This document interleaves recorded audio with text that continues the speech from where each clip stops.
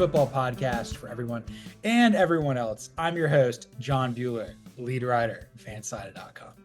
I'm joined by a man who has the same length of hair as me. That's right. Who once strived to sit at the big kids table, but once he realized that being the all-time quarterback in backyard football with his cousins wasn't cracked out to be, he got a little mad. You know, it's one tubby tubby, two tubby tubby, three tubby tubby, four tubby tubby, five as in five of group of five for fighting. Yeah, we're doing that today, man. Cody Williams, content director, fanside.com. Hello, you. Dude, feeling like a program that just made the leap from FCS to FBS. I'm doing pretty good, but probably not going to have the best record today because I have probably one of the worst track records trying to predict what the hell's going to happen in the group of five. Think we all do. It's very difficult. It's honestly, I don't know if you struggled with the same thing I did today, Bueller, but getting some information on some of these teams was not as easy as it was for the Power Four previews. No, it was challenging. Some of these segments we're going to do today, we're flying by the seat of our pants. It doesn't mean that we didn't put the prep in. We did. It just there wasn't a lot out there. Yeah. So we're just kind of going essentially on vibes here. So That's the right. Group of Five preview is going to be something amazing. And while we're not doing Phil Collins trifecta today, we are going to do all 10 conferences, including Notre Dame, as an independent for JLN. Basically just a band or a musical list, because then after this we're going to strictly games, which is gonna be wild. That's right. Yeah, it's gonna be football's here, man. Like next week like less than a week, we're gonna have week 0 here, and we'll talk a little bit about that as well. Absolutely. And you know how it goes sometimes. Obviously we have fall started here, so we're going to start with our first topic today with some definitely maybe our group of five championship game matchups and projected winners. So probably the best way to go with this is let's just start with I have too many damn tabs open, man. It's the worst. Let's start with the American. Who do you have beating who in the American? I have Tulane over UTSA in the American this year. What about you? I've got Tulane over Navy. Okay. And Navy was actually my second choice. I actually jostled in between. Interesting that we don't have neither of us have Memphis because I believe they're second on the odds board. Yeah. In terms of odds to win the American, but I don't want to speak totally for you, but it starts with Jon Sumrall for me. I think he's the best group of five coach in the country, like point blank period. He's overqualified for the job, if I'm being frank. And I understand that Tulane lost a lot. Like you lost Arian Minson, you lost several transfers, you lost guys to the NFL draft, but you brought in Brendan Sullivan, a guy we liked from Iowa last year. And I think Iowa hurt him more so than he hurt Iowa, if we're being real honest about that. But I trust Jon Sumrall just to get the best out of these guys. And like if you're going to detract from Tulane, one of the things you're going to say is, well, to replace all those people, all the guys they lost, they brought in a lot of transfers. I trust Jon Sumrall to get that to gel more than I would any other coach in the G5. And that's really what it comes down to for me with the Green Wave. Yeah, like probably comparing it to Navy for me, like is Blake Horvath a really good quarterback? Yes. But I think Brendan Sullivan or Jake Retzlaff could be phenomenal there for Jon Sumrall. And Brian Newberry did a lot here in year 2, taking over internally for Kenui Matololo. But it's like Tulane's, it's almost too good to be a group of five at this point. Like they feel like they need to be in the Big 12 or the ACC. Like they can compete with that. Like they'd be better than probably at least 10 teams in those leagues combined. Like it's at this point, like Tulane's a very good candidate to possibly win the group of five. We'll talk about that later. I do think it's interesting. You've got UTSA there. You've got Josh McCown's son at quarterback for Owen, baby. Owen. Yeah. Don't make me say that word. That's our OWN. OEN's really hard for me to say. So I'm sorry. It's in my head. So zombie. But like I think it's the right 4 teams we're kind of looking at. And then you also have Memphis out there, which I think the big thing for me is like they lost Ryan Hannigan, and that kind of pulls them back just a little bit. But it wouldn't shock me if any of those 4 teams ended up winning the American this year. Yeah, so like the intriguing thing about Navy is I feel like just at least anecdotally, and then you look at the depth chart and it's true, but a lot of their like key playmakers from a year ago are back. And like that's not something you see from a whole lot of service academies. Like service academies typically operate like you earn your keep, you earn your spot. You have Horvath returning, you got skill position players returning. Like Navy's got a lot working in its favor from last year. but I just look at this and I'm like, did they really get over the hump last year? And like how it, I even with another year, like you're still going to have the service academies. And I look at UTSA, I look at Memphis, and I look at Tulane, and what separates Navy from them for me is just kind of some of the size that these teams are going to have in the trenches. And that's why I ended up going with UTSA. They have probably the best offensive line in the G5. Their defense might actually be like sub average. But I think that this offense is capable of scoring a ass load of points, quite frankly. And like I see UTSA taking a Memphis type route to the AAC championship game where, yeah, the defense is probably going to hurt you, especially when you play a team like Tulane in the AAC championship game. But like at the end of the day, I think you can still get there with that kind of build. Yeah, if you've got a really good offensive line, you've got a good offensive minded head coach and Jeff Traylor, you can go places because your best builds on itself. I Mhm. think you bring up a good point with Navy. Like it's a service academy, they're going to be smaller. They're going to have a schedule to basically potentially even win the group of five, but like Yeah. that requires them taking two of three of Army, Tulane, and then beating Notre Dame. Yeah. No, and that's not exactly an easy No, task that we're talking about there. no, not at all. So that's American. I feel pretty confident. Conference USA, sort of confident. I How do feel you feel? confident in the winner. I don't feel confident about who they're playing. I'll tell you that. All right, who do you got for Conference USA? I've got Liberty over the Hilltoppers over Western Kentucky. Don't feel confident at all having Western Kentucky in this game. Like looking at CUSA, it seems like it's Liberty and the have-nots. Like that's honestly what this looks like to me. Um, Liberty pulled back a little bit last year. Caden Salter's obviously gone now at Colorado, but he also pulled back from what he looked like in 2023 going into 2024. And Liberty still more or less like had its way with most of CUSA, even with in a down year. Now I think you have Ethan Vasco, the quarterback that originally committed to Chadwell at Coastal Carolina. He's coming in there, so that's obviously someone that Chadwell likes. I still have a lot of faith in Jamie Chadwell, for being honest, man. Like, dude knows how to coach. Dude knows how to use his resources to his advantage. And I just think Liberty is so much better resource than every other program in this conference that it's going to take an act of God, honestly, in my opinion, for the Flames not to win. But it's the look on your face tells me that you don't have Liberty winning this No, conference. I've got them flipped. I've got Western Kentucky over Liberty. Okay. My thing is with Jamie Chadwell is like, if not now, when it's kind of like his offense is a little too gimmicky, he's got to go to like a certain type of very, very lower power four school to get there. It's become paradoxical. He doesn't have power four coaching experience, so he can't get there. Yeah. It's like fat bastard. Eat because I'm unhappy, and I'm unhappy because I eat. I think with Hell of an Western, analogy. I love it. I love it. yes. I wonder if he likes Austin Towers. I don't know. He's probably never seen it, but who cares? We do on this program. That's all that matters. Yes. Please come to a streaming service for the love of God, please. Yeah, right. It was on Netflix for a while, and those were golden days. Yeah, the one we don't really have, but that's okay. No, it's Anyway, not on there anymore, so don't worry. uh, You're not missing anything now. that's cool. Don't worry about it. I think this is a big opportunity for a come up for Tyson Helton. He's been there for a while. He's obviously the lesser known brother to Clay, who had his moments at USC and fizzled out. Maybe USC wishes he was still there in some Yeah. instances. With WKU, we know they're going to throw the football. We know that they care a lot about football in Bowling Green, Kentucky. But the thing is, like, defense is never quite there. Maybe just one time, like Danny O'Shea beats Kevin O'Shea down the hill. One time. One One time. time. No, I like that. Like, I ended up on Western Kentucky because I like what they have going for them. I mean, you look at, uh, I'm always a big fan of when you see something like I'll liken this to Indiana last year with Kurt Signetti. You bring in a bunch of transfers, which Western Kentucky had to do after losing quite a bit, but you brought in Maverick McAvoy. I had to look that up because I did not want to mess up his name because it's a lot of M's and like weird Days. punctual. Yeah, Yeah. it's too much going on. But anyway, from Abilene Christian, you brought his OC along with him from Abilene Christian. I like that continuity where you're bringing in guys that kind of fit what you're trying to do, but also like have the sense of familiarity that makes gelling as transfers a little bit less difficult than it would otherwise be. And I think in a league like CUSA, when you have something that can be your calling card, which for Western Kentucky for years, that's been this offense, and like you're keeping that continuity going on that side of the ball, that's why I'm high on the Hilltoppers. And your points on Liberty are well founded. I just have a really hard time getting past the talent gap, I think is what it really comes down to.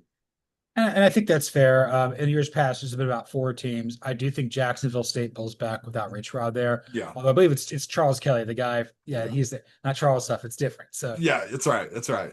So I believe like Jacksonville State pulls back, and then programs that have dominated at a lower level before, whether that's Delaware and Sam Houston, their time will come. Same with Kennesaw State. Oh It's just yeah. going to take a minute, which is why like I'm bullish on this what this league can be in time, but like we got to get there. Yeah, we've definitely got to get there. We're certainly not there yet. No, but I think this might be a good year for the MAC. Who do you have coming out of that league?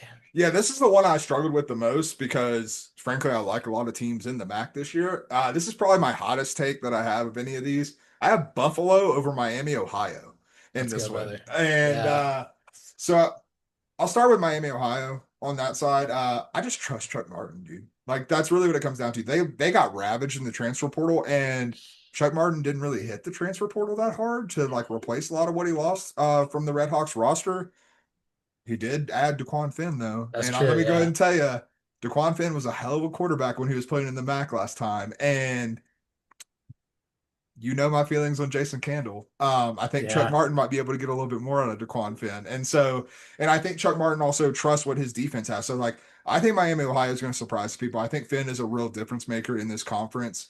But when I look at Buffalo and Pete Limbo, he's not my favorite head coach. Let me be very clear about that. Like, I think he's fine. I don't think he's great or like Chuck. Like, I don't have as much respect for him as I do a Chuck Martin.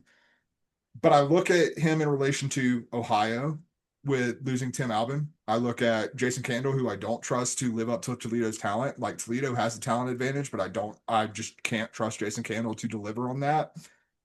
And you have so many options at quarterback for Buffalo that all seem quite favorable. Like you have Taquan Roberson, who's well Yes. traveled, but I think he reminds me a little of DeQuan Finn, if I'm being honest. Hmm. Like, probably doesn't have P4 athleticism, but G5 athleticism, MAC athleticism, hell yeah, he can cause some real problems there. And they have another guy, CJ Agbana, who they're also high on, probably has a little bit more throwing upside, big play potential, not as using his legs quite as much. I think it's not out of the realm of possibility that we see Limbo roll both of them out there. And with this Buffalo team, it's still going to be predicated upon their running attack. I really like where Buffalo's stability is. I like where the way Buffalo kind of has the ability to gel, and I think the MAC is going to be chaotic. Like if I'm confident of the conference that the college football playoff representative is not going to come from, it's the MAC because I think they're just going to beat the piss out of each other all year. There's a lot of coaching changes here. You lose what Jim McElway from Central Michigan, Tim Albin leaves Ohio, Scott Loeffler goes to the NFL, in comes Eddie George at Bowling Green. That's Yeah. going to be wild. The Kenny Burns scandal there at Kent State. It's utter madness. And so I've got Buffalo over Toledo. Oh hell yeah, brother. I think because uh, Pete Limbo had been coaching in the MAC before. I believe he was at Ball State previously. I I think that's think right. that sounds right. And he was Yeah. on the South Carolina coaching staff, which I think they kind of know what they're doing there. He comes in, he's like, I've got some new knowledge from a more better run league. I'm going to bring this in here. And I think the fact that there is some sort of like, Miami, Ohio's got to have a lot of transfers. Mhm. There's a new coach there at Ohio U. We have our questions about Jason Candle being able to take the most resource program there at Toledo to the highest level. And then also, Eddie George is going to be a force to be reckoned with there at Bowling Green. So that's going to be challenging for the Rockets at some point with the Falcons kind of leveling up. I wonder how the Northern Illinois is going to factor in all this, but I just think Buffalo's got a very strong sense of who it is and what they're about. And I think Pete Limbo, like if the season goes as well, like he could be coaching in the Power Four if they win, like they go 11-1. I mean, it's possible. It's definitely not out of the realm of possibility. I I'm I don't have strong enough feelings about Pete Limbo. Like again, I don't think he's great by any stretch of the imagination, but I'm willing to be proven wrong on that. Jason Candle, I'm pretty dug in. I know what Jason Candle is, and I don't like it. So So yeah, don't feel like the Mac's going to get a team in the playoff, but nah, like it'll be it'll be the super Mac. It's competitive. always fun, man. Yeah. And let's go to the Mountain West. I don't think we have to spend a whole hell of a lot of time on this. We probably have the same. There's really only three or four teams that can contend here. Correct. I do not have the champion that you think I have, though. I have Snap. UNLV over Boise State. Okay, I'm the other way. Yeah. Okay, okay. And so I'll let you start. I'll let you give out the case for Boise State because this is not me hating on Boise State. This is kind of me probably getting a little over my skis with the Rebels. I just think you have the best head coach and the best quarterback in the conference. I feel that they're both ascending. I think that they both have a lot to prove. Madsen's undersized, but last year it wasn't just all Ashton Jeanty. This guy really Yeah. played with a lot of confidence there. And I think like maybe he's playing his entire career at Boise State. Maybe he transfers to a bigger school, but honestly, like, why would you give up being in the playoff mix every time? Spencer Danielson's in his late 30s, and I think that like we'll talk about him a little more later, but I think there's bigger opportunities ahead of him than just Boise State because it's happened to a lot of other great coaches there. I think that Dan Mullen's a fantastic coach. I think Dan Mullen has a really good quarterback combination with Anthony Calantria, the Whoopsie Daisy King, and Alex all run no pass orgy coming in It's a for the fact. Rebels. I think that there's just it's a little more of a well-run, well-oiled machine there in Boise as opposed to in Las Vegas. And even though I think Colorado State and Fresno State could have really good seasons there, I just don't know if the Rams or the Bulldogs can really match what the Broncos or Rebels do at the highest level. I agree with that sentiment completely. I think there's a lot of good teams in the Mountain West. I think these are two very good teams, and I think there's only two very good teams in the conference. Where I am gonna disagree with you, I think Dan Mullen's better coach than Spencer Danielson. Okay. Just point blank, period. And when you look at what Dan Mullen has done this offseason, if I'm not mistaken, it is more than a dozen former blue chip recruits that he has now recruited into the Rebels program. Now you have to get that to gel, but I trust Dan Mullen to get that to gel because that's kind of what he does. Recruit, like you look back at why he was ousted in Florida. It was because he wasn't recruiting at a high level. You know what he was doing though? He was developing players just like he did at Mississippi State, just getting things to work at their maximum capacity. If I trust someone to get a really transfer heavy roster to gel, it's Dan Mullen. And I think that as good and as well run of a program as Boise State is, and I do have respect for Spencer Danielson. I don't want to make this sound like I'm putting him down by any stretch. I just think I trust Dan Mullen in his situation more than I do Spencer Danielson in his situation. And I trust Madsen. I think he's a good player. I'm not sure I trust what's around him. The skill position talent with Jeanty gone is lacking, specifically the pass catchers. If you're going to rely a lot more on Madsen than you did a year ago, you're going to need guys to catch the football and play at a high level. And I'm not sure Boise has the guys to be able to do that. More importantly, though, I just think when you look at what Dan Mullen has brought into UNLV, it is, I think this is the most talented roster in the group of five, and it's all about getting it to gel. And I think that Dan Mullen has the ability to get it to gel. Yeah, like it wouldn't shock me if UNLV won the league or anything like that. It was Yeah. very obvious, like these are the top two Yeah. teams here. But like once you get past Colorado State and Fresno State, like I don't even know who you have at fifth. Like I don't even know who It might be our boy Ken N, man. San Jose yeah. State's looking pretty good. Yeah, because like other teams out there, it's like oof. Yeah. Yeah. It There's could some tough scenes out there in the Mountain West, no doubt. yeah. But like Mountain West has the potential to send a team to the playoff for sure. There's no question about that. Yeah, 100%. And let's move on to the last one here with the Sun Belt. Who do you have coming out of the Sun Belt this year? I have our James Madison Dukes, shouts to our boy Tommy C, over the Georgia Southern. I don't even, I'm totally blanking on what Georgia Southern's mascot is. My brain is cooked. They're the Eagles. The Eagles, yeah. I about said Of course, Falcons, of and I course was they're like, I about said Falcons, and I was like, that's not right at all. But yeah, Georgia Southern. Look, man, I think that Bob Chesney is a damn good coach. And this definitely comes down to quarterback depth because they want Alonzo Barnett to be the guy, but he had an injury in spring practice and they haven't really said anything. To me, that seems more like gamesmanship. I don't think if I'm not mistaken, it wasn't like a surgery type of injury or anything like that. It feels like they're not updating because they don't want you to know. But even if he can't play, they brought in Matt Sluka, he of UNLV, trying to sue over NIL fame.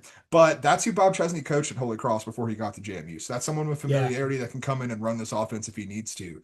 JMU, I think, is just I think Signetti set this place up in such a really good spot, and Bob Chesney has proven at Holy Cross and even last year, JMU didn't miss too many beats last year despite losing Signetti and a lot of talent. I think that they've replenished that talent. I think they have a lot going for them offensively, and I'm not sure that any program in the Sun Belt can keep up. I do like Georgia Southern though. I think French, their quarterback, little mistake prone last year. That's never deterred me as a big Anthony Calandria fan myself. I do think that they're going to be able to score, and I think the defense is just good enough to get them by over the rest of the Sun Belt. Yeah, I've got James Madison over South Alabama. Okay, yeah, and I So think that's the like, other contender too. yeah, because there's other teams out there. Like Texas State's probably the next group. Mhm. You want to believe in App State too, but this is only year one of Dow Loggins as the head coach there as well.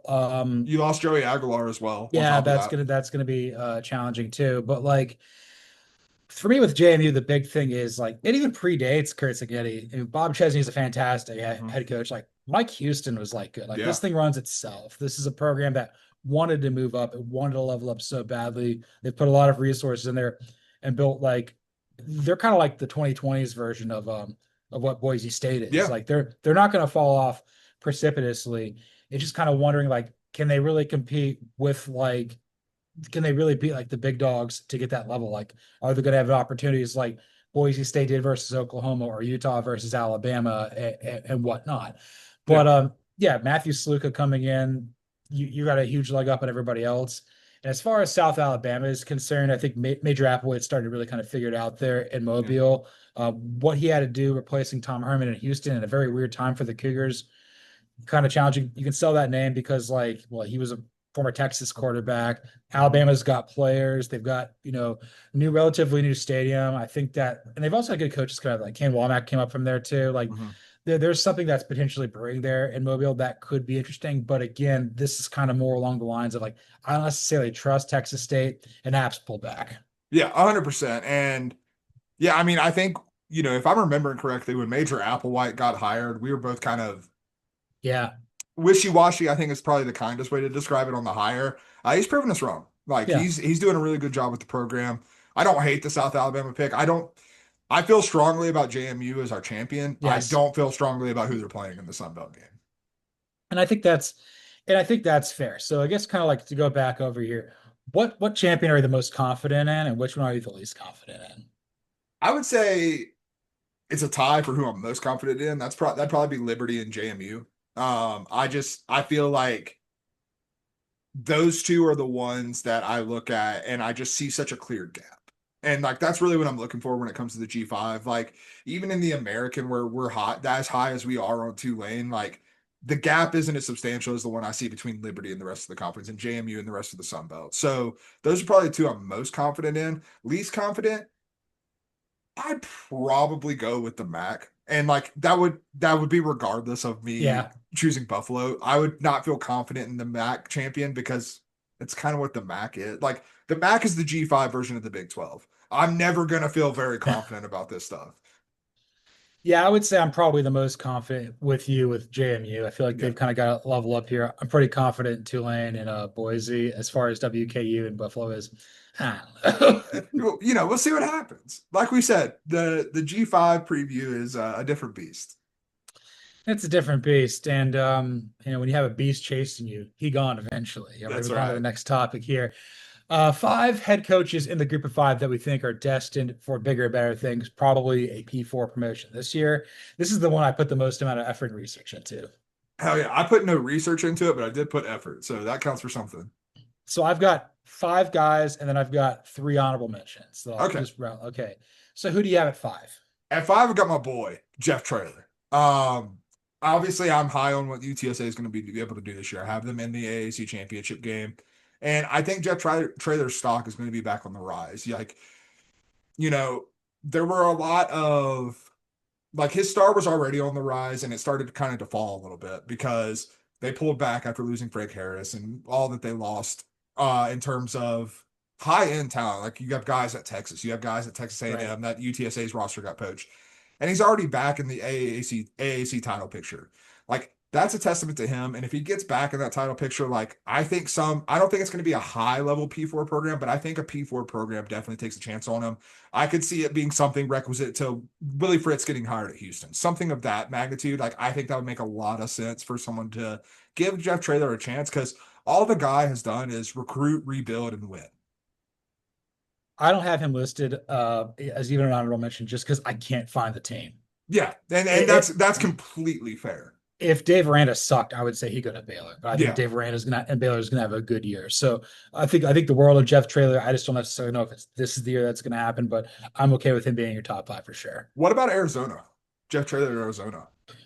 That could potentially work. Again, like that's how I viewed all this. I'm like, okay, where's this guy gonna go? If Yeah, I couldn't think of like three names, then he didn't make my top five. 100%. That makes sense. So at five for me, I've got Jamie Chatwell. Okay. I think Liberty is going to be really good. They might win the Conference USA. They may not, but they're going to be right there. His offense is kind of unique. It's kind of a run centric kind of quarterback play. Quarterbacks asked to do a lot, whether that's Caden Salter last couple years, Grayson McCall beforehand.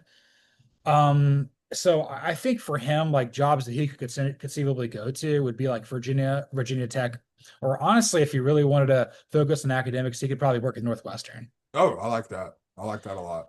But it's like the opportunities, like we say, oh, you go to South Carolina, oh, you go to Vanderbilt, oh, you go to, there was another one we sort of threw out all the North time. Carolina, quite a bit. I Yeah, was very high on that. none of those happened. So like eventually it's gonna have to happen. Like Wake Forest was another one too. Yeah, yeah. Wake Forest would have So made a lot of sense too, for being honest. But hey, yeah, Jay Dicker's a good coach, so I'm not hating on the Deeks. cool. So who do you got at four? At four, I've got my boy Alex Galesh. And this really comes down to the fact that I think Alex Galesh is another guy in the Jeff Traylor sphere where I think is a better coach than he's getting credit for right now. And I think he's going to be a rapidly rising star this year. Byron Brown can play, and he is the heartbeat of what this USF team wants to do. And he was banged up for most of last year. So there's a reason that the Bulls kind of pulled back and things got a little erratic down there. I think Alex Galesh is a fantastic offensive mind. And when you look at hires that we have right now, like or hires that we've seen in recent years in college football, you see a lot of programs, specifically not like the upper echelon. We're not talking about Alabama. Even Alabama did this though with Kalen DeBoer, but like offensive hires are the trend chic thing to do in college football. If you have an offensive mind like Alex Galesh, again, I'm not talking about him getting a huge job or any stretch of the imagination. Like he's not going to be a candidate in Auburn if that were to open up. I doubt he would be a candidate at Florida State because Florida State's going to want something a little flashier than that, even though they did hire Norvell, so who knows. But I do think that Alex Galesh at the end of the day is just going to prove that he's deserving of a chance. We went about this exercise a little differently. I went about guys who I think are just good enough to coach at the P4 level. I think that's fair. I didn't have him on my list just Yeah. because like I can't find the job. Yeah. Um, South Florida's got to score more points, Yeah. and they just I feel like they're always like they went with defense, and he's an offensive minded coach. You win about 6 or 7 games a year, and it seems to work out okay. I will say though, if Josh Heupel gets a God money to go back to alma mater, maybe Tennessee hires him back. Wouldn't hate that. That'd be sick. Cincinnati, I mean, I think he was born like in the Soviet Union. I think if I'm not mistaken, but I think he got his undergrad at Ohio State, so he kind of knows Ohio. So maybe UC could be a pick for him too. But like I don't know, I He kind of feel was like born in the Soviet Union. How did I not know this? I don't I don't know. We talked about this at some point, but I think it's kind of more like 26 or 27 is kind of when it happens. But like I think he's a really good head coach, like Jeff Traylor for sure. Yeah. At number four, I've got a guy who I think is the right program to move on, and that would be Ryan Silverfield at Memphis.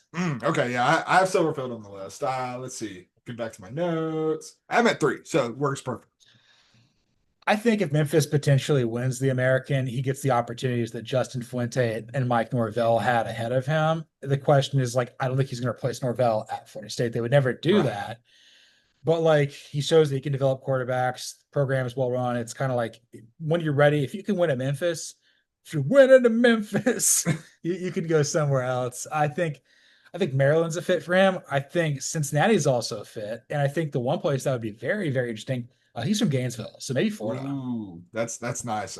Maryland was actually who I had in mind for Ryan Silverfield. Like, I didn't have like ideal like places for all of these, but like Silverfield in Maryland, I think would make a lot of sense because they obviously, I mean, it's basically just trying to redo the Mike Locksley hire, except with someone with a longer proven track record as a head coach, Yes. not necessarily as an offensive mind. And I think that would make a lot of sense there. But yes, I mean, you look at Ryan Silverfield's track record, man, and like, there were questions when he took over because of the coaching turnover that Memphis had experienced when it was Fuente, then Norvell, and then Silverfield in a pretty quick like turnover there.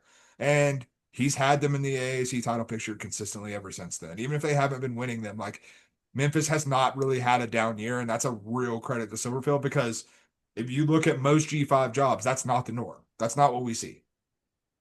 I think that makes sense. My number three, I don't think is on your list, so that's okay. Yeah, maybe not. We'll see. That'd be Western Kentucky head coach Tyson Elton. He would have been my number six. I was actually debating between him and Jeff Traylor, but I went with my heart, which is always with Jeff Traylor. I think if Western Kentucky has a season that I think that the Hilltoppers are capable of, they're going to be looking for a guy who's a proven head coach who knows offense. And I think there's a few teams around the southeastern footprint that could be intrigued on him. I think he could be a fit at Auburn. I think he could be a fit at Arkansas. And what if Willie Fritz doesn't work at alma mater? Maybe Houston gets him. I've got another one for you that could be quite interesting.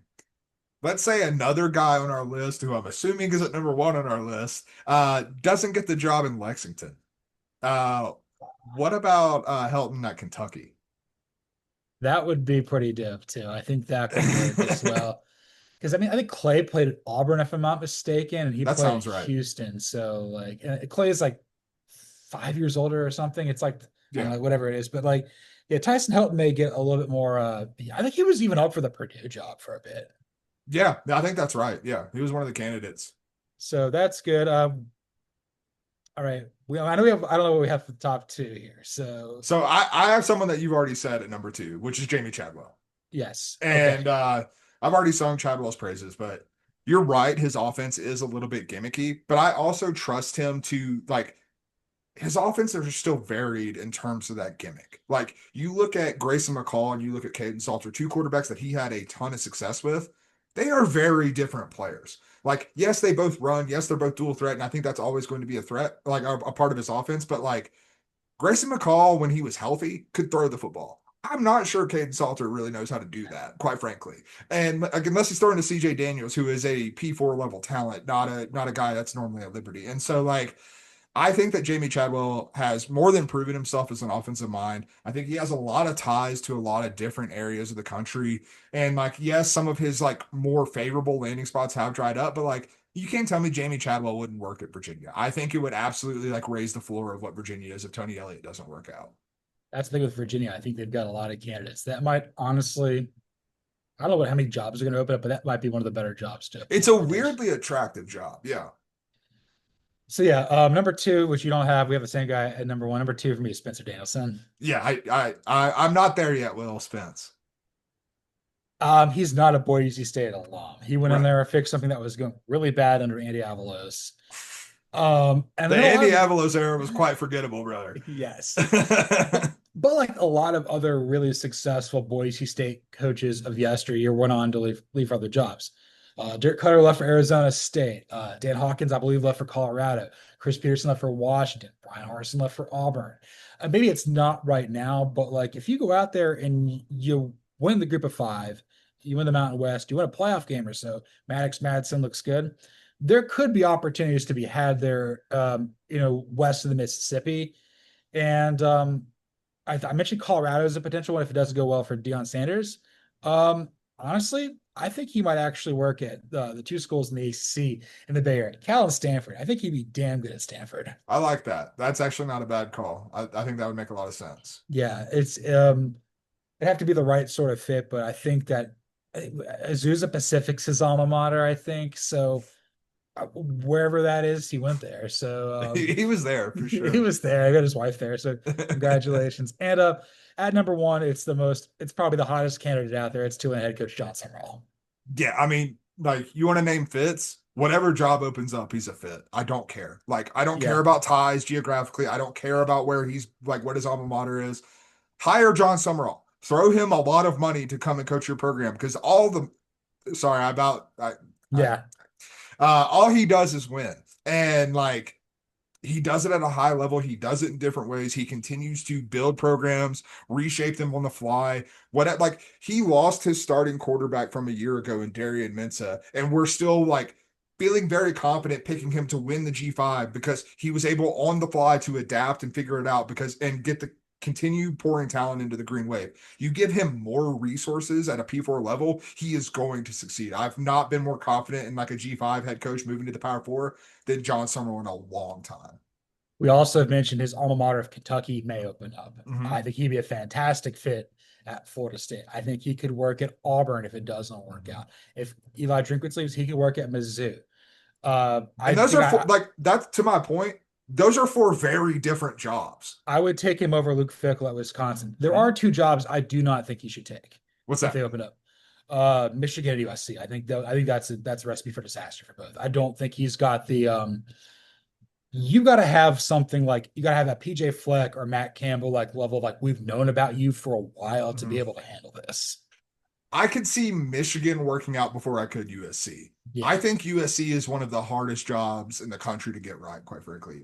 Like with all the damage that's been done, not just Lincoln Riley, to be very clear, but like with how far USC has fallen since the Pete Carroll era and like all the S that they've thrown at the fan trying to get this to work in Southern California, like I could see Michigan working because I think Jon Sumrall has the type of personality to endear himself to the Michigan fan base. Man, the only way to endear yourself at USC right now is just to win football games. And like, I think he might be able to do that, but there's a lot of things that you have to fix for that to start happening. Yeah, Michigan. I don't know if he wants to endear himself to the Michigan fan base. I mean, that's fair. Completely fair. That was a Friday news dump. I gotta share this. My favorite thing was the show causes the Jim Harbaugh gets its initial 10 years after 4. So he's got 14 years of show causes. At that point, he'll be 75. He might not even make it that far. And if he does, he'll still be trying to coach. No doubt about it. Denard Robinson got 3 years. Didn't know he was involved at all. Didn't know he was on the staff, quite frankly. I think the only guy who came out of this okay was Chris Patridge, apparently. Yeah. Oh, and then the other thing that's absolutely hilarious is like Sherrod Moore. It's like, so you'd have the 2 games self-imposed burger suspension. Well, that's not good enough. You got to serve an additional game in 26. That's right. Unbelievable. Do we know who Michigan opens with in 26? Let's see if that's out there. I don't know. Like it does. It's like it's absolutely wild. Like the show call. I think he also got like he'll be suspended for a Western Michigan game. Get out of my face. Yeah, like and he's also got like a 3 or 4 year show cause, which basically means like if he gets let go like Alex Atkins at Florida State, he can't get a job. Right. Yeah. Tough things for Sherrod Moore. Adding the pressure up there in Ann Arbor this year. Yes, sir. It's going to be hopefully Bryce Edwards good. Right. and then I had 3 honorable mentions. I had G.J. Kinney at Texas State, Pete Limbo at Buffalo, and Kinui Matalo at San Jose State. I didn't have Ken on here just because I can't say his name. But no, G.J. Kinney was another consideration as well. I like G.J. Kinney. I think Texas State's not an easy place to win, man. And he's done it pretty consistently so far. Yeah. I think that's good. I wonder if he likes pie or like a slice of pumpkin pie. Let's move on to our 3rd topic with the best NFL prospects coming out of the group of 5. This was really hard today to figure this out. Yeah. I'm not deep in my scouting currently. Like I've done a little bit, but the G5 has not really entered my radar yet. Now, apparently that everyone else has joined in that because trying to search for G5 draft prospects, not a particularly easy task.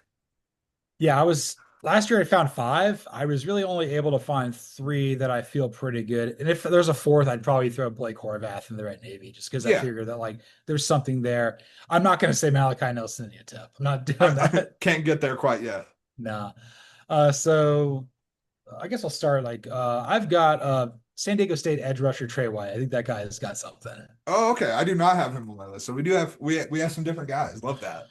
I figured that like he's standing out along the edge. If he has a big multi-10 sack season there for Sean Lewis, again, that guy, it completely forgot about him there at San Diego State.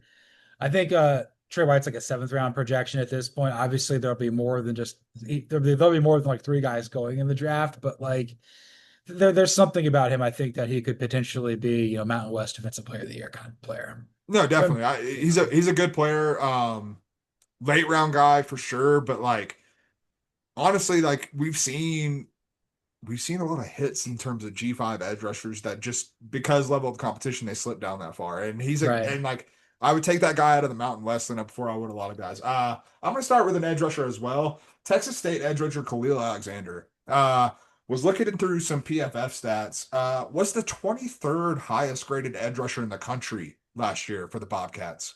And dude's just kind of explosive as hell, man. And like when you're playing at Texas State, when you're that level of athletic, it tends to show up on film. He's kind of projected as like a early day 3, maybe late day 2 pick kind of right now, but I think the kid has the juice. We need to see how it holds up at the NFL level, obviously against higher level of competition. We'll probably get those chances at the Senior Bowl and things like that because I believe he is a redshirt senior. But man, I think the kid has NFL potential for sure. Yeah, if Texas State has a season that we think that the Bobcats are capable of, you'll fly up the list there. He may not be the best thing to happen in Texas State since Paul Goldschmidt, but maybe Job Lubar too. Yeah, we'll see. All right, let's sit on that for a bit. I love it. I love it. I think we may have the two next guys. This is a guy who followed his coach, cornerback Josh Bowden, followed from Marshall to Southern Miss with Charles Huff. This is probably like Siobhan Ravel. I think I've been saying his name wrong. He's in your Cowboys. He's kind of like this type of player on the edge. No, dude, he's an absolute, beast. It's going to be funny watching him at Southern Miss because we don't really think that highly of Southern Miss after the past few years. Still trying to wrap my head around Charles Huff's decision to that neither of them are still at Marshall is just a wild thing to consider at this point. But no, man, he's an absolute playmaker. 5 interceptions last year, which I don't care what level you're playing at. Like that shows you some real skill. And I do like with corners coming out of the G5, like you can see the talent. You do worry sometimes about the frame because like the NFL is obviously a physical league. I'm pretty sure he was listed at like 175, 180 at Marshall. Needs to put on a little bit more muscle because we've seen some corners who were even drafted high. I'm thinking of what was the kid's name from Mississippi? Emmanuel Forbes that went to the Commanders, and like his frame, like that was his big concern, and he's almost out of the league at this point because of his frame. And so like I do worry about that, but the potential's there. It's very high for Moden. Yeah, and I think like, going from a team that won the Sun Belt, left under very strange circumstances, then you go to a place like Southern Miss where it's just like, what's actually going on here? That has intrigue, I guess, across the board. Marshall's running a top 5, like, they've been 4 of their schools have the longest active winning streak in college football right now. And instead you went to Southern Miss, who was like awful last year, like truly. And Marshall's is going to end right away because they're playing between the hedges in week 1. It's not going to be good for the Thunder Herd. No, sir. They're going to forget what state they're going to hit him so hard, knock him into Ohio out of West Virginia. That's probably why Charles Huff left, honestly. It was like, we can't do this. we can't do this anymore. And the guy that I've got at number 1, I think is probably the guy, if there's going to be a player taken in the first round out of the group of 5, it's probably going to be Boise State offensive tackle Cage Casey. If he comes out this year, which is the crazy part. He's only a redshirt sophomore. But yeah, I also have him at number 1. I mean, you don't see dudes built like this at the G5 level. Like he looks like an NFL offensive tackle. And he's like, I would pay money to watch him walking around Boise, Idaho, because dudes aren't built like this in Boise, Idaho. I'm sorry, they're just not. No, we're tall in Boise, Idaho. Yeah. Like his frame is so big. I think the last time I thought of like a G5 player was this kind of an Adonis, like a physical freak. We're like, why are you playing here? That'd be Ed Oliver at Houston before they joined the Power 4. Like it was. But Ed Oliver was from like Harris County. It's like, I'm just gonna play at home, so I get it. I want to go see my mom on the weekend. It's like, what are you talking about? I can't do laundry. Ed will do it for you. I can't do laundry. That's right. But that's kind of one of the reasons why I've been pretty high on Boise State. It's like you've got a really good quarterback and you got the best tackle, I think, and the best lineman probably at the group 5. But again, like to your point, like what's the skill position players? I think Boise's getting the trenches and at quarterback, so it'll be like Penn State, I guess. Yeah, I mean, honestly, I'm actually not sure. Let me look this up before I say this, but like if we want to talk about more like skill position players or like the sexier types of picks than offensive linemen and edge rushers. Owen McCown. I think he's someone who could be a late round pick at quarterback. I think he's got I think he was quite impressive last year. NFL teams value bloodlines, man, and someone who like the McCown family is well respected in the professional ranks of football. And so like having someone who has that kind of bloodlines, and if he has another impressive season like he did last year and builds upon that, I could definitely see him getting drafted. The other guy that I wanted to talk about, and again, I think he's a little bit undersized, but I think he's in the right spot. That'd be Ohio cornerback Parker Navarro. Oh, dude, absolute gamer. Yeah, Absolute gamer. I believe he transferred over from UCF. He's 23, and I think that if the Bobcats have a season worthy of getting to Detroit and seeing what happens, I think he's like 6th round pick kind of player. 100%. Yeah. Looks Dude, you old. want in there, camp body at bare minimum. Everybody's like, you look a lot like Mark Sanchez. It's like, I don't know if that's good or bad, but I do. I get that a lot. Don't ever say it again. Don't ever say so. Okay, that went a lot better than I anticipated that it would. But let's move on to our fourth topic with playoffs. You kidding me? Yes, sir. Who will be making the college football playoff out of the group of 5 this year?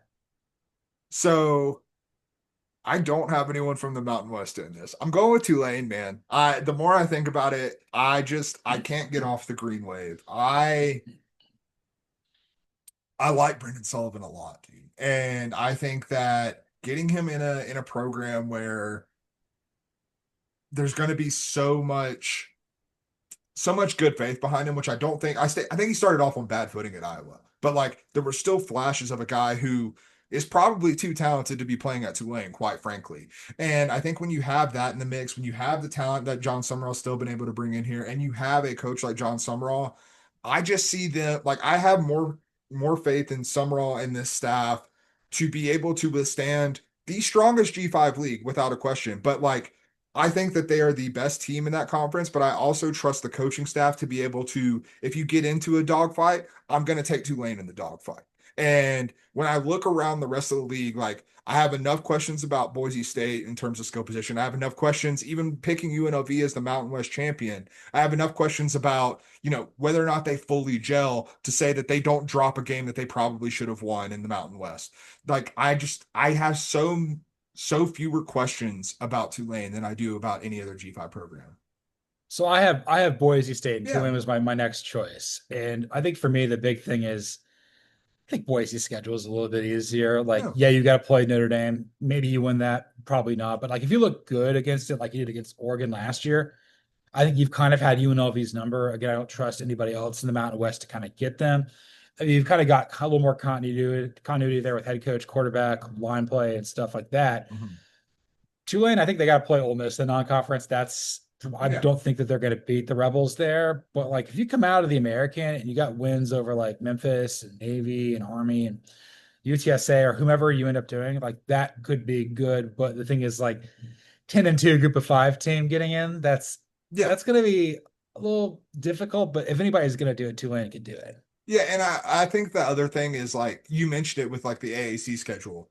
Yes, you have to play Ole Miss. No, I don't think Tulane beats Ole Miss, but I will say not out of the realm of possibility because Ole Miss does have some new pieces that they are bringing Right. in. It is early in the season, so you know who breaks in the new pieces better, Tulane or Ole Miss? Like it's not out of the realm of possibility. Tulane played Ole Miss close a couple years ago. If it wasn't last year, I don't quite recall, um, but the other thing, like in the Mountain West, I don't see many opportunities for Boise State to get any other top 25 wins. There's a Right. good chance that the AAC has multiple teams that are still ranked in the top 25 at season's end, and that bolsters Tulane's resume enough to push them ahead of the Boise State, especially if Boise State doesn't beat a Notre Dame.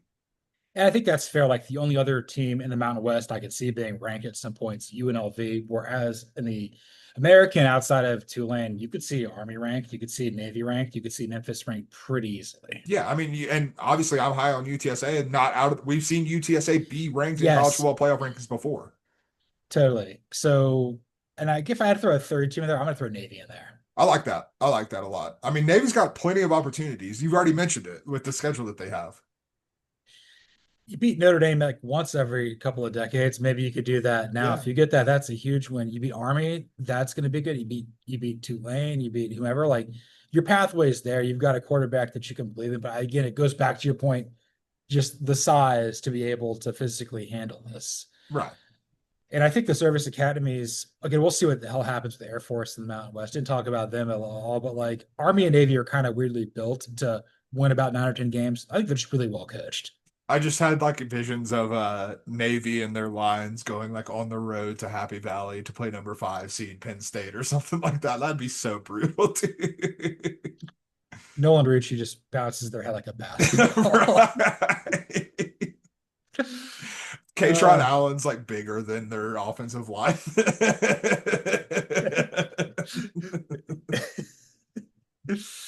if we could run the triple option with you, brother. You're right, If you 100%. had Katron Allen and Nick Singleton running the triple option at Army, maybe you could win a national title. Yeah, that's the formula right there. Yeah. Brian Newberry, Jeff Monken, let's get on it.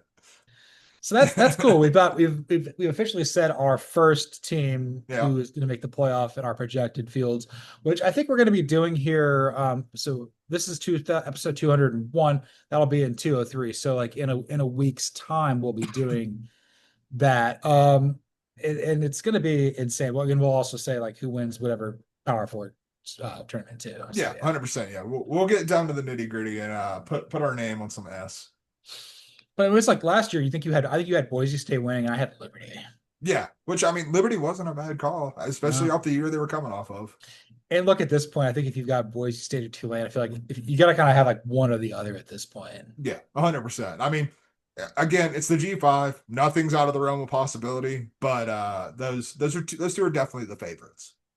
100%. And we're 100% done with that part of the show. We're going to move on to our penultimate topic here with some JLN. And this is going to be like, we're going to keep one upping it every time with the group of 5 preview because like then we kind of get into the season. So this is like the last time we're doing it with like personalities. We're actually doing it with conferences here. So we've got TIN 10, one for each conference, and then one for like Notre Dame and Independence, like musical artists that best represent this league or how you feel about them.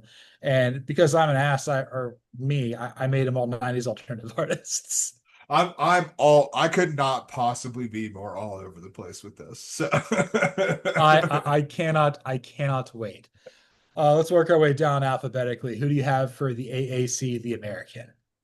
This is actually the one I'm probably the most proud of. I went with Blind Melon, so I am in your camp right now. I love Blind Melon. I think they're a great band. They never really quite got the credit, obviously, because of death reasons. That they probably deserve. But like, I think they're a phenomenal '90s grunge band, and they are famous for the hits that they had. No Rain, obviously, but I feel the AAC really encompasses that. Like, they're probably the closest to a P4 league in the G5, but they're not quite there just yet. And so I went with Blind Melon for them. They complain about Rain there a lot too. They don't want to change. Yeah. Rest in peace, Shannon Hoon. Like what 30 years later. Yeah. Did you know that he went to high school with like Axl Rose's sister? So that's how like they kind of crossed over. Like apparently did not know that. That's wild. Yeah. So like some Western Lafayette. Yeah, a lot of good things come out of there besides just Boilermakers and what have. For me, for the AAC, I've got Rage Against the Machine. Hell yes. I feel like the American and Rage Against the Machine, they're always fighting for the little guy. They're always about it. But like, of the little guys, you're the biggest little guy. Like the Americans probably the one league that probably wins the group of 5 more often than not. And Rage Against the Machine, I'm not going to swear, but like they were multi-platinum winning recording artists and everything like that. And I think every year with the American, there's about 3 or 4 teams that I like, just like Rage Against the Machine has about 3 or 4 albums. That's right. Let's move on to your conference with the ACC. I went with Chase Rice. Okay. I don't know if you listened to a whole lot of Chase Rice. First off, I'm 90% sure he's an NC State grad, so we're keeping that tied there. Okay. He is the most nondescript country artist that has ever existed. Like, has some good songs, they're fine, whatever. But like, if you saw Chase Rice in a lineup, you're probably not picking him out. And I feel like that's where the ACC is when you think about the Power 4 hierarchy. Like, you've got Clemson, you recognize some of the brands, Florida State, North Carolina, and all this, that, and the other. But when you really factor it in, is it really all that good? Is it really going to win a national championship? Probably not. I like that. I don't know who he is, but I respect it. Yeah. And you know who I've got here? I've got the Red Hot Chili Peppers. Damn right. Not gonna necessarily say that like the ACC or the Red Hots like the one trick pony, but like we know the ACC is about basketball. We know they've usually got a couple of really good teams.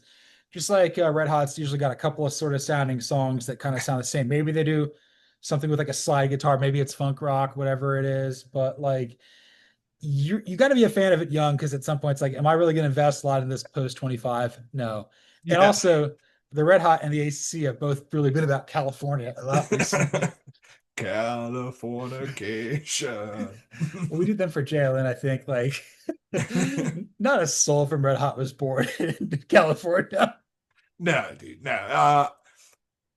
You got me wondering now. I wonder if there are like any Gen Z Red Hot Chili Peppers fans.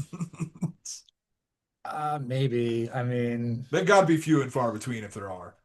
Anthony Kiedis is a fan of Gen Zs. I mean, accurate statement. Like, I'm not going to say that. Let's just say he's been on a plane before, an aeroplane. That's right. Yes, moving on to the Big Ten. This is probably the meanest one I have. Actually, no, it's the second meanest one I have. I went with Imagine Dragons. Oh God. They're popular and people like them. They're not for me though. And that's the way I feel about the Big Ten, man. They're kind of radioactive, to be honest with you. Yeah. For me, I've got Nirvana. It's the biggest act of 90s alternative, huge influence, but they weren't the best musicians. Kurt Cobain could barely play guitar.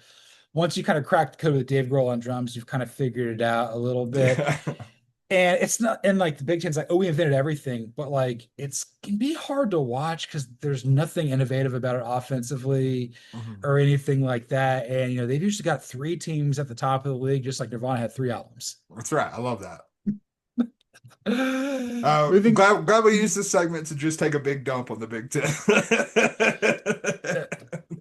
Yeah, ahead of the big dumper. Check that episode out next week. Right. The Big 12. Who do you got for that? I'm also proud of this one. I went with Beck. Yes. First off, I freaking love Beck. Yeah. And the moment you hear a Beck song, it's a Beck song. Even when but it's also so many different styles. Like Beck has never made an album that sounds exactly the same as his previous album. Like everything is different. And when I think of the Big 12 and how I view the Big 12, it's just this amalgamation of parts that don't necessarily make sense, but damn it, do I love it. And that's kind of where Beck falls in and where the Big 12 falls in. We're going to do Beck for JLN when we go to Miami at some point. Hell yeah, let's do it, man. Like, you're absolutely right there. Like, Devil's Haircut sounds like a Beck song. Girl, E-Pro, like Loser, like everything. Scarecrow. Yes, it's all just like Beck is great, dude. For the Big 12, I've got Smashing Pumpkins. Oh, hell yeah. Like the Big 12, Smashing Pumpkins was a really big deal for about 5 years. They're not everyone's favorite conference or band, but it stands the test of time. If you're going to say like who your 5 like favorite like 90s alternative bands are, like Smashing Pumpkins probably isn't going to be one, but they're probably going to come in for 4. And I'm a massive Smashing Pumpkins fan. They recorded a Siamese Dream in Marietta, like right by where Truist Park is. Dude, Smashing Pumpkins is a good band, man. Yeah, you're that's a really good call though. Like they're not going to be number 1 for most people, many people, if any. But top 5 or top 10, pretty standard. Can also be a little annoying, just like Billy Corgan can be a little annoying. Well, yeah, what's a band without an annoying presence, That's true. Billy Corgan, was he as insufferable as Bob Bowlesby? I don't know. Who could say? Conference USA. Conference USA. I went with Fish. Yes. They don't know where they're going when they start playing a song. The CUSA doesn't really know what it's doing right now. It's just kind of throwing stuff together. I also dislike Fish like deeply to my core. But the fans of Fish are very, very passionate, and fans of CUSA programs are very, very passionate. I'm not going to be paying a whole hell of a lot of attention to CUSA this year, even as a sicko, just because I don't think the league's that good. And I've got a 1-syllable word band that ends in S as well, SH as well. That's Bush. Hell yeah. The forgotten big act of the era, 16 Stone. Everyone's got a copy of that. Everyone knows that thing's just a banger. It's CUSA's had its moments, but like there's just not a lot going on, outside of Western Kentucky or Liberty. Just like there's not a lot going on with outside of Gavin Rossdale, apparently. It's but like we've all watched CUSA before. We all remember some of those great teams. Back when like Mhm. the conference is like completely remade itself. It's a cyborg of a conference. Yeah, I mean, Cyborg. like back when none of the teams that are currently in CUSA were in CUSA. No, like Louisville was it Yeah, too. yeah. Oh, that was amazing. Who do you got for the Mac? For the MAC, I've got Devo, who let me go ahead and Yes. tell you, from Akron, Ohio, I found Yes. out. And I'm not really sure what's going on with Devo. Not really sure like what their deal is as a musical act, but I'm not really sure what the Mac is either. Like it's Mac football, and like it's very singular, just like Devo's very singular. Whip it good. That's right. And when Toledo shoots that rocket at Bowling Green and it lands in there, they say she was killed by space junk. Exactly. Exactly. Dude, didn't the Mothers Bow Brothers like create the Rugrats theme song? I That, believe yeah, that's I think that's absolutely right. Yeah. that's canon now. Uh, the Mac, I've got one of my all-time favorite bands. I've got Soundgarden. Oh, hell yeah. Fans of the Mac and fans of Soundgarden swear by them. They're not for everyone, but they can be utterly captivating at times. I think Soundgarden is like the Led Zeppelin of grunge bands. They do odd time signatures. Music's really good. Chris Cornell's the best. Almost swore there. Best I think singer of all time. Yeah, he is. Rest in peace. And just like the Mac, people swear by it. The conference doesn't leave. UMass comes and goes. Buffalo's here now. But Mac, people are captivated about that. But people running in the snow like Toledo versus Kent State. Like people love That's that. right. Had I been thinking about it, I would have gone with, and I had to look this up because I had no idea who sang this song, but I'd have gone with "I Love Maccadon" because that's who sings on a Tuesday, going up on a Tuesday, and Maction on a Tuesday, baby. Let's go. That is amazing. Mountain West. Mountain West, I've got the Temptations. Because Yes. much like CUSA, membership's changing a little bit here in the Mountain West right now. But they're still going to call itself the Mountain West for now. Just like the Temptations don't have a single original member currently touring with them. They're still calling themselves the Temptations. Otis Williams, Uncle Otis is he still not with us? I have no idea, brother. Uncle Otis. Yeah, I Uncle just Otis. so there's a casino near where we live in New Mexico, and they get a lot of, I would say, relatively washed up acts, like not really anyone that's currently like in the now that we're talking about. And the Temptations came and they put up a billboard for the Temptations, and I was like, all y'all are like under 50. There's no way y'all are original Temptations. Like, what the hell is this? How are y'all still calling yourselves the Temptations? Uncle Otis is 83 right now. Hell yes. Legend, dude. Absolute legend. That's like instinct staying together because of Chris Kirkpatrick. Right. My God, Uncle Otis would always leave you vinyls in your mom's mailbox. She's like, I don't want this. What do I do with this? Can I put it in my CD player? Like, I don't know. I don't know. And for the Mountain West, I've got Sublime. They're just Oh, out there. They're just out there vibing. They're just playing ball for themselves. Just a very West Coast conference. Shock, bro. love that. And for Notre Dame and the Independents, who do you have for them? I've got Queen with Adam Lambert and Oh not God. Freddie Mercury. Talk about living in the past, bro. What's Notre Dame really done for me lately? I understand they were in the national championship. Did they win? No. And you've got a bunch of programs that are fooling themselves. Honestly, I think being an independent in itself is living in the past, but you have this new era with Adam Lambert, and it's just not as good as the old era, and no one really wants this. No. I'm gonna be mean with mine too. I've got Pearl Jam. Pearl Jam, is always suing Ticketmaster, claiming to be the biggest non-conformist, but like Notre Dame, they're the ultimate big timers. You get Eddie Vedder playing at Wrigley Field, swinging on a cage. It's like a 5'7", 60-year-old man swinging on a jungle gym. It's just kind of sad, you know. Uh, when I lived in Wrigleyville, the only thing that was stranger than seeing a bunch of jammers on Sheffield Madison was a bunch of parrot heads. I had a really bad day at work. I think some people got laid off, and I was walking down Sheffield. I saw people like parrot floaties, and I'm like, I'm just gonna go home and drink heavily because I can't do this Yeah, right now. that's the only response, honestly. And when you ask Notre Dame fans about why they joined a conference, they just give you like yellow lead better. All right, Pac-12. The Pac-12. Wait, Pac-12. I don't have the Pac-12. I thought we only had 10. Uh, 1, 2, 3, 4, 5, 6, 7, 8, 9, 10, 11. We went to 11. I had to put the Pac-12 in here. Go ahead and hit me with your Pac-12 though. That's fine. I got Allison Chains. Hell yeah. They were so good back in the day. They could still might be good, but like Allison Chains and the Pac-12 deaths everywhere. Yeah. It comes for us all. Into the Summit flood. 27. Yeah. I'll say Allison Chains was yours too. We can move on. Yeah, 100%. All right. SEC. AC/DC, just because this conference and that band absolutely effing rips, and I don't want to hear any slander about it. Like, play me a bad AC/DC song and I'll call you a liar. Play me a bad SEC football game and I'll call you a liar. Like, it's the best conference in college football, and I freaking love AC/DC. You can't go wrong with it. And I went with a band that has a lot of respect for AC/DC. That's my favorite band. That's Green Day. Hell yeah, that's a good call. Love them or hate them, they always play a tight show. They put forth a high-end effort. It's always quality. If you go see a Green Day show, it's always good. Unless when Billy Joe's on the sauce a little bit, which he's sober now. But Yeah, at some points there, it was a little bit rough. But like they had Mudstock. Everybody's talking about Blink-182. Like Green Day blows them out of the water. I think the only other band of this generation who's as good live is probably Oasis. hell yeah. I don't have Oasis on here, so Sunbelt. Who do you have for that one? I went with fun, period. Because it's the Fun Belt, man. I put the least amount of thought into this one. I was like, Sun Belt, Fun Belt, fun. There we go. It's funny. We used to work with Jack Antonoff's cousin, and I went to high school and middle school with like his other cousin. Hell yeah.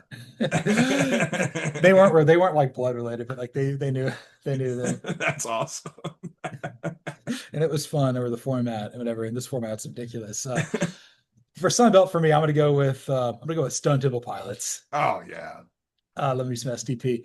Critically panned at the time when they were first beginning, but like it really grows on people and their catalog and everything like that. Also, I'm pretty sure like there's a bungalow around here that Scott Weiland lived in and did stuff. That's why he's no longer here. It was probably I think we could figure out the areas of Atlanta that it was around. Well, I mean, like Tom Morello had a place down here too. Like Brendan O'Brien, like the music producer, like lived around here for a while, so that's kind of a big thing with that. So 100%. that was so good, dude. That was a lot of fun. That was a lot of fun, and this is going to be a lot of something else. We're going to move on to the Antonio Banderas Bowl of the Week. Okay, so we are going to Iowa State versus Kansas State in Dublin, Ohio at Aviva Stadium. We haven't seen Antonio. We always lose him in spring, like somewhere in the Pacific Northwest. It happens every year, and he always finds you. What the hell happened now? So Antonio's a pretty hairy guy as it is, but he showed up with more hair. And I was like, Antonio, what is going on? And he said he met a Sasquatch. And I was like, what do you mean you met a Sasquatch? And he said he was just wandering around after hanging out with Will Stein because Dan Lanning didn't want anything to do with him. And he just wandered upon a Yeti. And I asked him, I was like, well, what did y'all do? And he goes, well, I waited for him to fall asleep and then I shaved him. And I was like, Antonio, why would you do that? And he goes, more hair. The women love the hair. And I was like, I don't think this is what they meant with like hair, like duct tape to you. But here we are. We got a hairier Antonio ready to rock. That would explain why my apartment's completely covered in hair. We thought it was from the dogs, but apparently it was from Antonio. It's just Antonio's Antonio. So we told him like we got to get him here, make sure his passport's okay to go, international, even though he's from Spain. I guess he can do it or whatnot. But the other day I was getting up, I was getting out of the shower, and I could hear something ruffle in the closet. I went to go grab my my Def Leppard shirt, and I opened it. I put it on, and then out of the suitcase came Antonio singing only Def Leppard songs. He's like, Farmageddon it. And basically I had to listen to Photograph enough to the point where I actually lost my mind. But the biggest thing we had to tell him is like, when we go through TSA at Hartsfield to go to like Dublin, you can't sing Pour Some Sugar on Me. They won't let you through. He's gonna try. And I'm actually quite worried about TSA just in general because given the current state of the country, he was showing me some memes on his phone, and I'm not sure that I'm not sure what's gonna happen, TBH. No, but he's like Def Leppard, Bush Light, Farmageddon. That's right. That's right. how are we gonna break it to him that Dublin's probably not serving Bush Light? Bush Mills. There we go. There we go. There we go. With him, he doesn't care if it's any type of alcohol. It's alcohol. It's like Ben Folds. He just goes. Oh yeah. Oh yeah. Are we gonna split the G? Try to split the G with Antonio. Get a couple Guinnesses. I've been practicing. He's so good at it. I'm Yeah. not. That's I the mean, worst part. he Every can't time. say it, but he can split it for sure. Hey. That's right. And then he waves to me and then he splits the G every time. So he's like, okay, bye. Okay, bye. That's the other thing that I think we forgot. Like, he doesn't tip and he just doesn't pay bills. Hey, he's made for Europe, though, really, you know? Um, and I was trying to break this to him. We were watching Entourage. He's become a really big fan of it. I'm like, why? He's like, that's my son, Adrian Grenier, who also doesn't tip apparently. So I was getting him prepped for Farmageddon itself. And new faces, new places, we got to get there. And he was like, I don't think we visited Kansas State and Manhattan last year, if I'm not mistaken. I don't think we went to the No. Little Apple. And I showed him some Avery Johnson tape and just trying to get him up on game field. And he said, why do they let this child play college football? And I was like, well, Antonio, he's actually 20 years old. And he said Bulldog. So I don't know what's going on. That's why he says it all the time, because he basically replaces his dog with something that comes out of a dog. That's right. We also told him that Rocco is going to be there, and he's really excited about that. Oh yeah. Hey, Rocco. So, I mean, we're trying to help him pack a suitcase, which is a chore. It sucks hellacious ass every time we do it every weekend. Now we got to go international, and I think the other thing is like, I opened it up there. He had like he had a orange, white, and green thong for Ireland, and he had a shovel in there. I'm like, why? They're not going to bring this to that place. Like Farmageddon, potato, bulldog. Yeah, he just wants some potatoes, man. I saw right through it. I mean, it's not going to happen, but he can try. I mean, you know what? If I were to put it on anyone to get a shovel to Dublin, Ireland from America, it would be Antonio Banderas. I know. I mean, he's going to try to fly like a broomstick. Yeah, 100%. Be like the one chick from Hocus Pocus flying the vacuum across the sky. Antonio Earhart flying his shovel across the Atlantic. British Airways in shambles. Oh, but it's good to have him back here. And again, like Antonio is the absolute vibes curator. He likes college football. He likes to party a lot more. 100%. And that's why there was no other choice but to go to Dublin, because that's the only place you're going to be partying in week 0.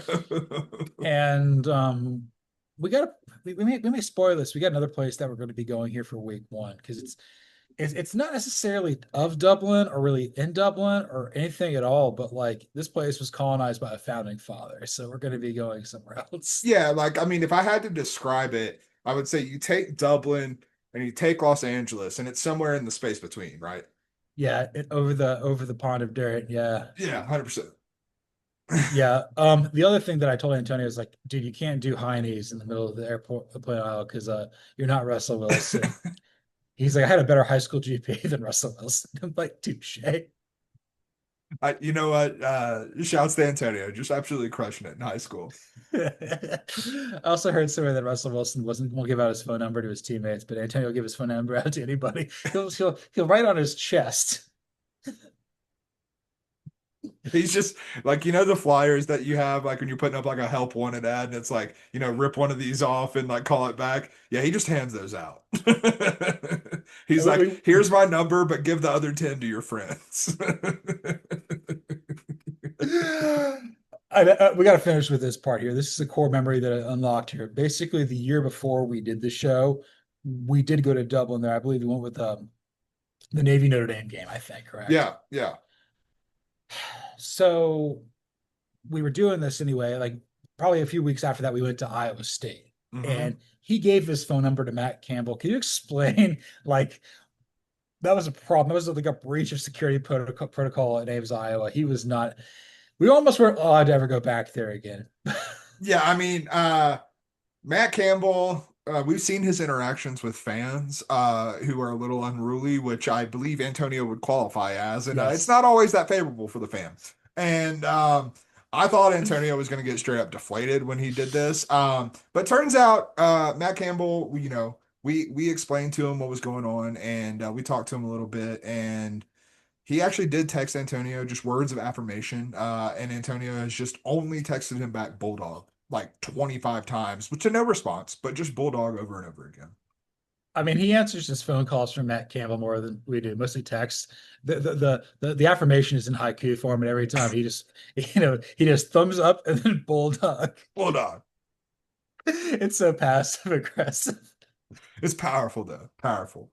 It is, it is powerful. And this was episode 201 of False Start. You can follow me, John Buhler, on Twitter or the X at Buhler118. You can follow Cody Williams at the Sizzle20. You can follow the show at CFB False Start. Like, rate, listen, subscribe, review on Apple, Spotify, YouTube, anywhere there's podcasts. Give us a 5-star review.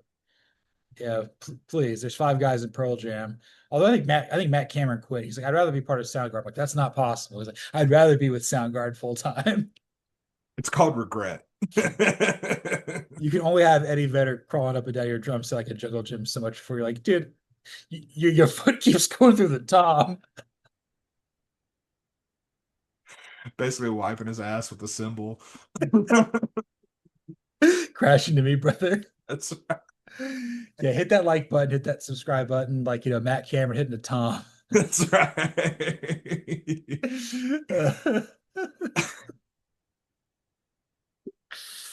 I gotta figure out how to end the show. I've got something pretty good for the big dumper. Oh yeah, that's gonna be awesome. I'm gonna preview that next week. We gotta do that. It's gonna be a lot So of fun. it's gonna be a brand new episode that we've never done before. It's gonna be all about our conspiracies in each conference and then the playoff.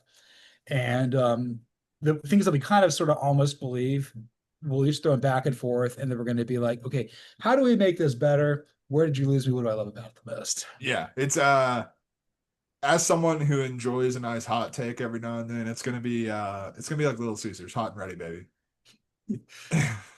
Like the show, it is hot, it is ready, because this is False Start.